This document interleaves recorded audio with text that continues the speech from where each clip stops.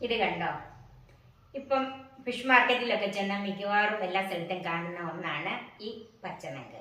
ഇതിന് മാന്തൾ എന്നും ചില സ്ഥലങ്ങളിൽ പറയാറുണ്ട്. ഈ പച്ചനങ്കും മാങ്ങായും ചേർത്ത ഒരു മീൻകറിയാണ് ഇന്ന് വെക്കുന്നത്. ഹായ്, എല്ലാവർക്കും നമസ്കാരം. എല്ലാവരെയും കുക്കൂത്ത് സോപ്പിയിലേക്ക് സ്വാഗതം ചെയ്യുന്നു. ഈ മീൻകറി വെക്കുന്നത് എങ്ങനെയാണെന്ന് കാണാൻ നമുക്ക് നേരെ വീഡിയോയിലേക്ക് പോകാം. ഇതുപോലെയുള്ള 3 എണ്ണമാണ് ഞാൻ എടുത്തിരിക്കുന്നത്. അതിൽ 2 എണ്ണം ഞാൻ കട്ട് ചെയ്ത് വെച്ചിട്ടുണ്ട്. ഇത് നമുക്ക് തൊലി പൊളിച്ചെടുക്കാവുന്നതാണ്. മിക്കവാറും ഫിഷ് മാർക്കറ്റിലൊക്കെ ഇത് പൊളിച്ച് തരുമല്ലോ. ഇതും കൂടെ മുറിച്ചെടുക്കാനുള്ളതാണ്. ഇത് ഏകദേശം ഒരു 750 ഗ്രാം വരും. ഇതിൻ്റെ അത് ഞാൻ മാങ്ങയാണ് ചേർക്കുന്നത്. ഇതൊരു 2 മീഡിയം മാങ്ങയാണ് എടുത്തിരിക്കുന്നത്. അത് ഞാൻ ചെറുതായിട്ട് തൊലി കളഞ്ഞ് ചെറുതായിട്ട് അരിഞ്ഞ് വെച്ചിരിക്കുന്നത്. ഒരു 8-10 ചുവന്നുള്ളിയുണ്ട്, 4 അല്ലി വെളുത്തുള്ളി, ഒരു ചെറിയ കഷ്ണം ഇഞ്ചി, 2 പച്ചമുളക്, പിന്നെ 1 കപ്പ് തേങ്ങ, 1/4 ടീസ്പൂൺ കാശ്മീരി മുളക് പൊടി, അതുപോലെ 1 ടീസ്പൂൺ എരിവുള്ള മുളക് പൊടി, 1/2 ടീസ്പൂൺ മഞ്ഞൾപ്പൊടി, 1 ടീസ്പൂൺ മല്ലിപ്പൊടി, 1/4 ടീസ്പൂൺ ഉലുവ പൊടിച്ചത്, 1/2 ടീസ്പൂൺ കടുക്, 3 വറ്റൽമുളക്, ഉപ്പ്, കറിവേപ്പില, വെളിച്ചെണ്ണ, വെള്ളം.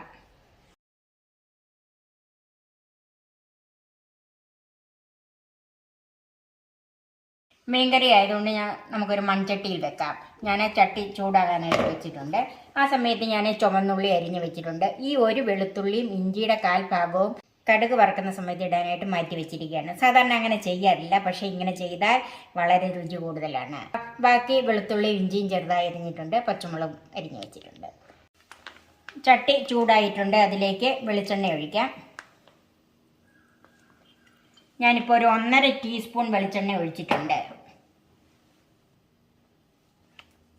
വെളിച്ചെണ്ണ ചൂടായി അതിലേക്ക് അരിഞ്ഞ് വെച്ചിരിക്കുന്ന ചുവന്നുള്ളി ചേർക്കാം.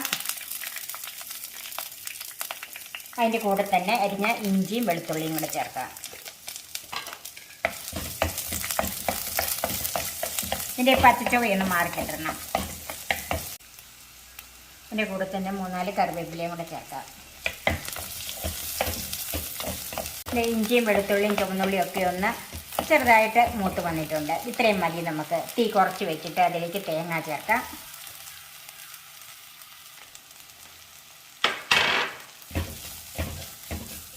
ഇനി നമുക്ക് തീ ഓഫ് ചെയ്യാം.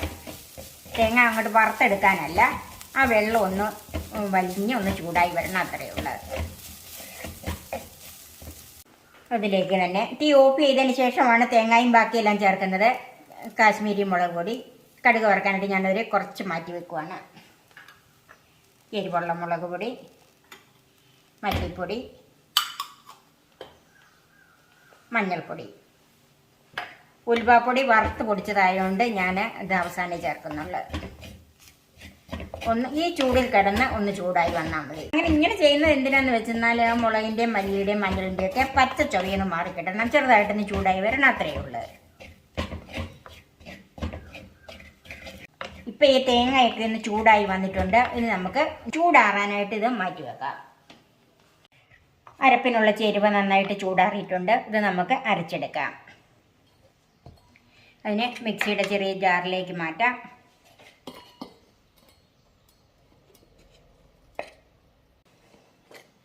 ഇതിലേക്ക് ആവശ്യത്തിനുള്ള വെള്ളം ചേർക്കാം. വെള്ളം ചേർത്ത് നല്ല പേസ്റ്റായിട്ട് അരച്ചെടുക്കണം.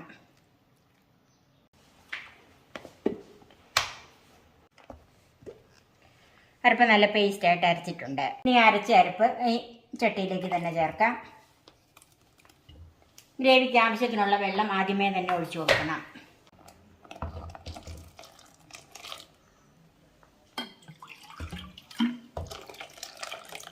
ഇത് തേങ്ങയൊക്കെ അരച്ചത് കൊണ്ട് ഗ്രേവി നല്ല തിക്കായിരിക്കും. അപ്പം ആവശ്യത്തിനുള്ള വെള്ളം ഒഴിച്ചു കൊടുക്കണം.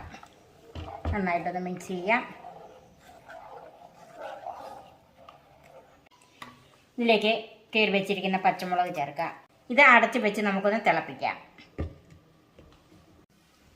തിളച്ചോന്ന് നോക്കാം. നന്നായിട്ട് തിളച്ചിട്ടുണ്ട്.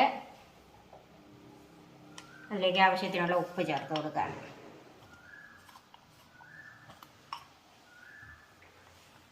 ഒന്ന് മിക്സ് ചെയ്യാം.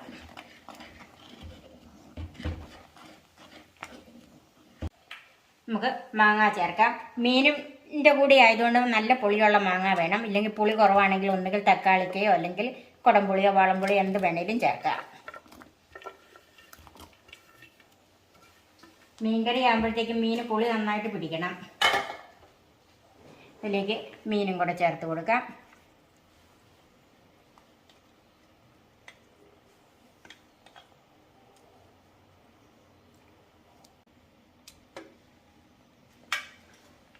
മീനങ്ങോട്ട് ഇട്ട് തല്ലിയുള്ളൂ നമുക്കൊന്ന് ഇളക്കി കൊടുക്കാം.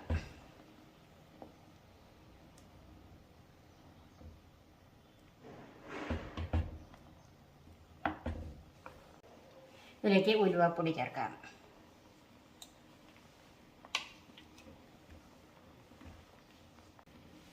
അല്പം കറിവേപ്പിലയും കൂടെ ചേർക്കാം. ഇത് മൂടി വെച്ച് വേവിക്കണം. തിളച്ച് കഴിയുമ്പോൾ തീ കുറച്ചിടണം. ചെറിയ തീയിൽ ഒരു 15 മിനിറ്റ് വെന്തതാണ്. നമുക്കിനി ഒന്ന് നോക്കാം. വറ്റി വന്നിട്ടുണ്ട്.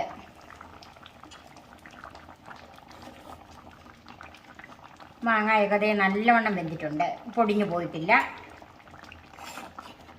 മീനും വെന്തിട്ടുണ്ട്. ഇതിൻ്റെ ഉപ്പും പുളിയും ഒന്ന് നോക്കണം. എന്തെങ്കിലും കുറവുണ്ടെങ്കിൽ ഇട്ട് കൊടുക്കണം. ഞാനിപ്പോൾ നോക്കിയിട്ടെല്ലാം കറക്റ്റാണ്. ഞാനിത് മാറ്റി വെക്കുവാണ്.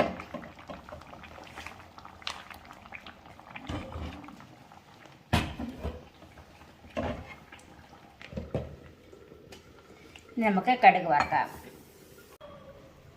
പാൻ ചൂടായി അതിലേക്ക് വെളിച്ചെണ്ണ ഒഴിക്കാം.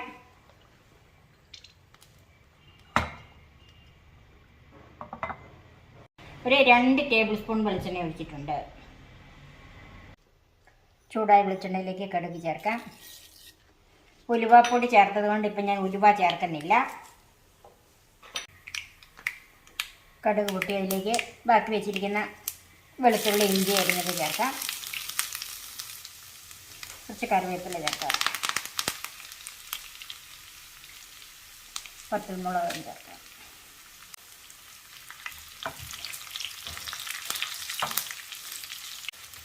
ഇഞ്ചിയും വെളുത്തുള്ളിയും വറ്റൽമുളകും ഒക്കെ മൂത്തിട്ടുണ്ട്. നമുക്ക് തീ ഓഫ് ചെയ്യാം.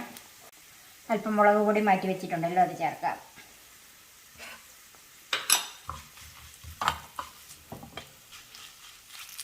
ആ മുളക് പൊടി ഈ ചൂടിൽ കിടന്ന് മൂത്തിട്ടുണ്ട്. കടുക് വറുത്തത് കറിയിലേക്ക് ചേർക്കാം.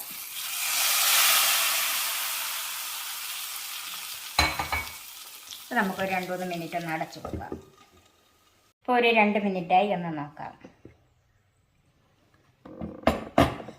പച്ചമാങ്ങായും തേങ്ങായും അരച്ച് മാന്തൽ കറി, ഞങ്ങളുടെ നാട്ടിൽ പറഞ്ഞാൽ പച്ചനങ്ക് കറി റെഡിയായി. ഇനി ധൈര്യമായിട്ട് നിങ്ങളും മാന്തൽ മേടിച്ചൊന്ന് കറി വെച്ച് നോക്കണം. എൻ്റെ ഈ ചാനൽ സബ്സ്ക്രൈബ് ചെയ്യാനും എൻ്റെ ഫേസ്ബുക്ക് പേജ് ലൈക്ക് ചെയ്യാനും ഷെയർ ചെയ്യാനും കമൻസ് അറിയിക്കാനും മറക്കരുത്. പുതിയ പുതിയ വിഭവങ്ങളുമായി നമുക്ക് വീണ്ടും കാണാം. ഞാൻ സോഫി കുര്യാക്കോസ്.